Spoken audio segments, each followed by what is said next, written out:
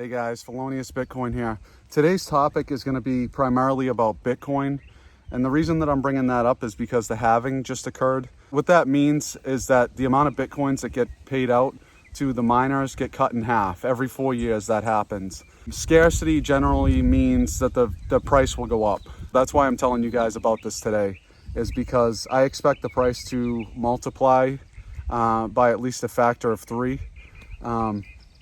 From where it is right now. So you guys can expect a $30,000 to $60,000 Bitcoin range within, I want to say, 7 or 8 months. So I know that times are tough and I wouldn't give you guys bad advice. I was telling people back in November of 2017, days before it happened, that the Bitcoin price would go on a parabolic curve. And what that means is that it goes up exponentially without warning. And so that ended up happening.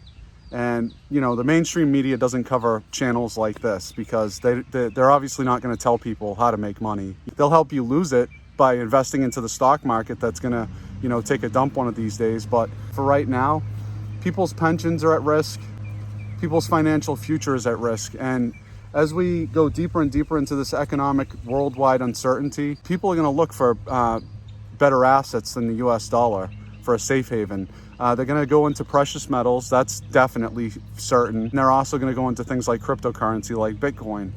I wouldn't hold on to Bitcoin for too long. In the beginning, I used to be a big proponent of it, but now, after I've seen everything that it's capable of and what it's not capable of, all the inherent flaws that are attached to that, I don't think it's something that you guys would want to hold on to for long term. I think it's more of a speculative asset at this point. The reason that it's going to go up in price is a number of factors. It's the amount of Bitcoins that get paid out to the miners gets cut in half, and the miners are not going to sell at a loss. I used to be a miner back in 2008 up until 2016. I ended up mining Bitcoin. Right before the halving, we would hold on to our Bitcoins because we knew that the price was going to keep going up. As Bitcoin becomes more scarce, the value should go up, theoretically. Everything that the Federal Reserve is doing, injecting billions and trillions of dollars into these markets, into the stock market, bailing out corporations, finding any excuse to print money, handing out checks left and right to deceased people. It wouldn't surprise me to see them, you know, put a bunch of money into Bitcoin or cryptocurrency for that matter, because the NSA created Bitcoin, the hashing algorithm that Bitcoin uses, back in 2001. And if you guys would like some clarification on that, look into patent number 6829355, filed by Glenn M. Lilly of Sykesville, Maryland. He's a mathematician for the NSA, for those of you that might be wondering. So I think there's an agenda here to push this cryptocurrency, at least some type of cryptocurrency, into the future, because the government isn't going to want to lose control. They're not going to want to give up that power, the ability to control people's money or their transactions. I'll go over some of the flaws that Bitcoin has real quick, so you guys can fully understand why I, switched my position from Bitcoin to precious metals. Now, the first thing is point of attack, right?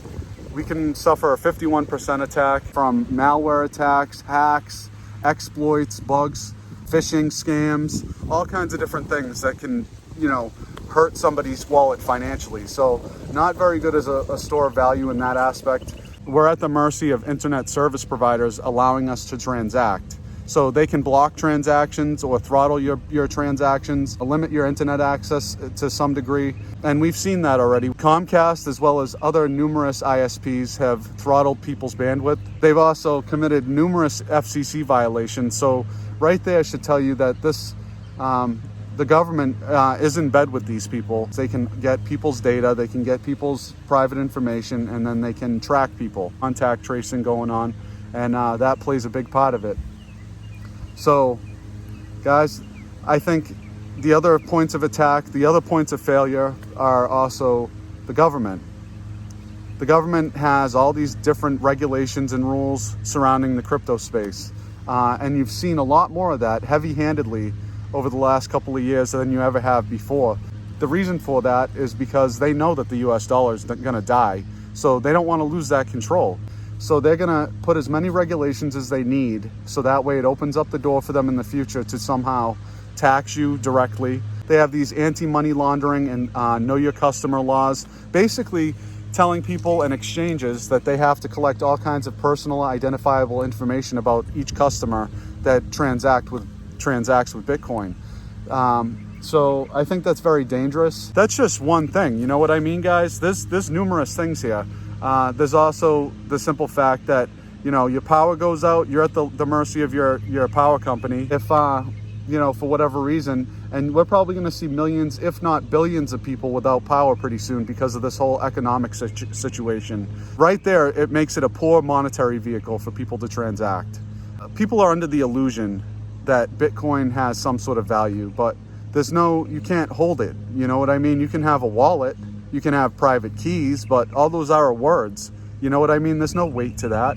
There's nothing to tie any kind of value to it, you know, other than, you know, what the next person is willing to pay for it. Gold and silver are inherently different because they're a hard asset. They're tangible. You can trade with them.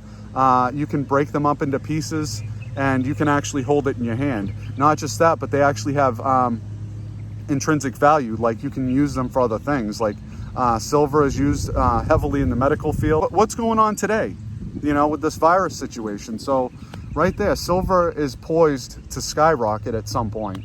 Gold is a hedge against risk, as it always has been for the last 6,000 years. So governments are not going to give up that kind of power. You know, they're going to continue stockpiling precious metals while auctioning off Bitcoin because it has no value to these people. The only value it has to them is the ability to track you and what you're doing with your financial situation. So in that aspect, they can keep an eye on everybody. They can keep, you know, watch over everybody, make sure everybody's doing what they're supposed to do, file their taxes. There's other points of failure. You have to pay miners for each transaction that happens on the Bitcoin network. So you're at the mercy of the miners. What if they don't want to take your transactions? You can't do anything. You're going to have to wait for somebody to take on that transaction. So I don't think the infrastructure is there at all for people to be able to support any kind of cryptocurrency payment system moving into the future with, you know, 8 billion people. You know, that's just not going to work. That's why I think that Bitcoin is only good as a speculative asset. It's good to make money in the short term. I would definitely recommend that because it's set to multiply based on all the factors that I mentioned before. The Federal Reserve injecting billions of dollars into the stock markets to keep them propped up. The US dollar, people are losing faith in that day by day as more and more people are out of work. Numerous job losses, like you can't even keep count anymore. It's like at least half the country is out of work. People are about to lose their pensions. People are scared. And you know what? They have my sympathy. They really do, because I know what it's like to not have anything. To those of you out there with little to invest, I think that Bitcoin is a good place to put your money. That's just my personal opinion. And I think that's gonna come true over the next few months to the next year. And as we go into this economic collapse more and more, you're gonna start seeing people do riskier and riskier things with their money because they're scared. They're going to get desperate. They're going to not want to lose that value that they have. My strategy in the short term is Bitcoin. Long term, transfer my Bitcoin over to precious metals and then sit there in precious metals, because eventually this government, the worldwide governments, are going to have to use some sort of new monetary system as their backing. And they're not going to use a cryptocurrency to back anything. They're going to use hard, tangible assets that governments can trade between each other. Like gold and silver. And people are going to definitely jump into silver when they see that the price of gold is completely out of reach. Say it's at $5,000 an ounce. You go into a shop or you go online and you look, you see at one coin, $5,000, what the hell? And then you see a silver coin for like maybe $50, who knows, right? But the price, you know, you guys get my point. The price of silver compared to gold will be a lot more affordable. Well, people are going to go on to that more and more. Guys, in the Constitution, it doesn't say that Bitcoin is to be used to repay debts. It says that only gold and silver are to be used to repay debts. That's our original founding Constitution. And if you guys want this country to be great at any point in the future, you're not going to see it amended to say cryptocurrency, because that's exactly what it is. It's a currency issued by a government in order to have some sort of form of control over people. And that's the truth.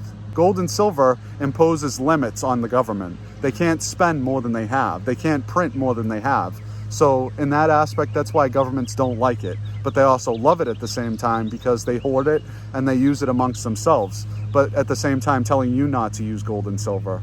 That's my rant for today, and I hope you guys are staying safe. I hope you guys are well fed. I hope your families are doing good, and I hope everybody's healthy out there. If you can, please give me your ideas down in the comments section. Other people can learn so much from your ideas, and so could I. It's a really nice day out here today, guys, and I'm gonna go for a walk, and I will talk to you guys later. So guys, stay safe and take care.